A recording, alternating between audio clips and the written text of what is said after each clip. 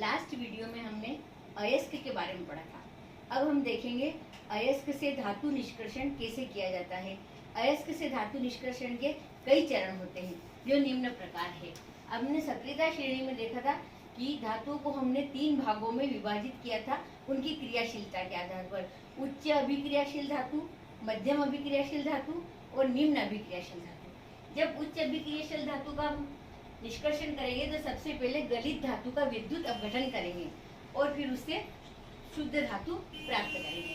अगर हम मध्यम क्रियाशील धातुओं का निष्कर्षण करेंगे तो इनको कार्बोनेट अयस्क को सल्फाइड अयस्क में परिवर्तित करेंगे, फिर निस्तापन और भर्जन करेंगे। निस्तापन और भर्जन हम 8th क्लास में पढ़ चुके हैं, वैसे इनको हम आगे डिटेल में पढ़ेंगे। निस्तापन और भर्जन के बाद हमें धातु का ऑक्साइड प्राप्त होगा और धातु के ऑक्साइड का हम धातु में अपचयन करेंगे और धातु में अपचयन के बाद में हम धातु शोधन करेंगे और शुद्ध धातु प्राप्त करेंगे। अब निम्न क्रियाशील धातु की बारी आती है तो इसका हम सल्फाइड अयस्क लेंगे, उसका भर्जन करेंगे, भर्जन से हमें धातु प्राप्त होगी और परिष्करण या धातु का शुद्धिकरण करेंगे और हम शुद्ध धातु प्राप्त करेंगे। अयस्क और खनिज के बाद में एक और शॉर्ट आंसर का इम्पोर्टेंट क्वेश्चन बनता है गेंग। गेंग किसे कहते हैं? अयस्कों में रेत, मिट्टी आदि कई अशुद्धियां होती है जिन्हें सम्मिलित रूप से गेंग कहते हैं। अब हम देखेंगे कि सक्रियता श्रेणी में नीचे आने वाली धातुओं का धातु निष्कर्षण कैसे किया जाता है। जो सक्रियता श्रेणी में नीचे आने वाली धातुएं होती है वे बहुत ही कम क्रियाशील धातुएं होती है। इन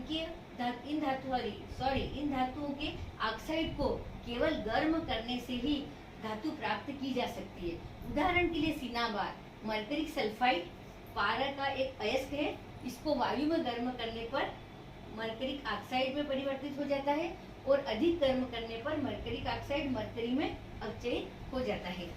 2HgS + 3O2 ताप 2HgO + 2SO2 सल्फर डाइऑक्साइड प्राप्त होती है।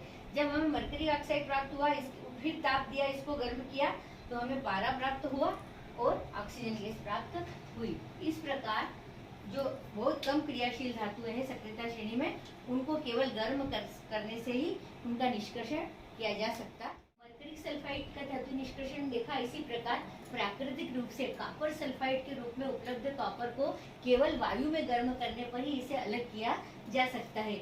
2Cu2S + 3O2 ताप 2Cu2O + 2SO2। अब कॉपर सल्फाइड को हमने वायु में गर्म करा तो कॉपर ऑक्साइड प्राप्त हुआ और सल्फर डाइऑक्साइड प्राप्त हुई।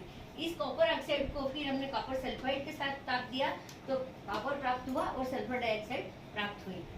सक्रियता श्रेणी में मध्यम क्रियाशील धातुओं का निष्कर्षण।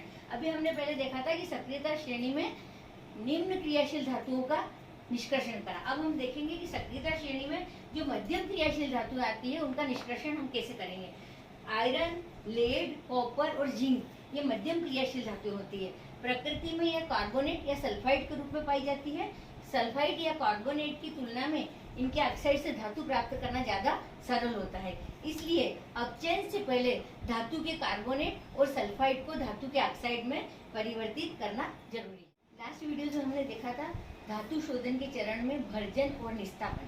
जैसा कि मैंने बोला था कि भर्जन और निस्तापन के बारे में हम आगे की वीडियो में देखेंगे।